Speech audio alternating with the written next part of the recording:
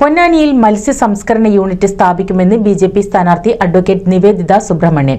താൻ ജനപ്രതിനിധിയായി തെരഞ്ഞെടുക്കപ്പെട്ടാൽ പൊന്നാനിയിലെ തീരദേശ സംരക്ഷണത്തിനായി പ്രത്യേക പദ്ധതികൾ നടപ്പിലാക്കുമെന്നും അഡ്വക്കേറ്റ് നിവേദിത വ്യക്തമാക്കി.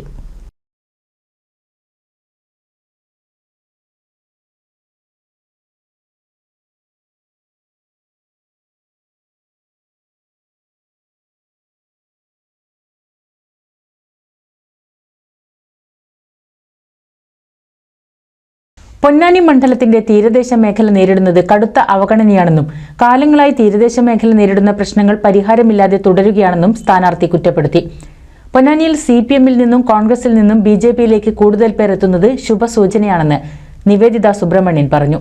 കടവനാട് ഗോപാലന്റെ വീട്ടിൽ ചേർന്ന കുടുംബയോഗത്തിൽ CPM ബന്ധം ഉപേക്ഷിച്ചെത്തിയ കുമ്പളത്ത് രാമൻ, കോൺഗ്രസിൽ നിന്നെത്തിയ മാക്കാരം വീട്ടിൽ പ്രഭാകരൻ എന്നിവർ BJP അംഗത്വം സ്വീകരിച്ചു. പൊന്നാനി ചമ്രവട്ടം സെന്റ് ആന്റണീസ് പള്ളിയിൽ നിന്നാണ് രാവിലെ പര്യടനത്തിന് തുടക്കം കുറിച്ചത്.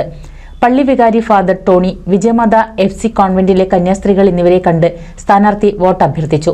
പൊന്നാനിയുടെ സമഗ്ര വികസനത്തിന് എല്ലാ വിഭാഗം ജനങ്ങളും NDAയ്ക്കൊപ്പം നിൽക്കണമെന്ന് നിവേദിത അഭ്യർത്ഥിച്ചു.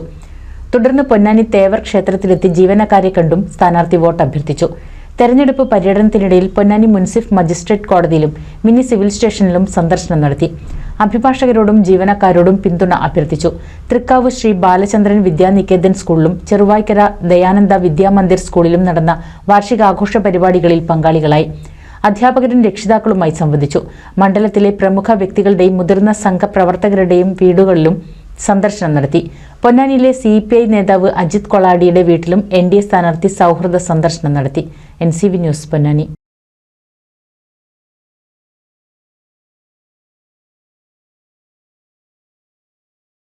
ഒരായിരം വിവാഹങ്ങൾക്ക് ഒരേ ഒരു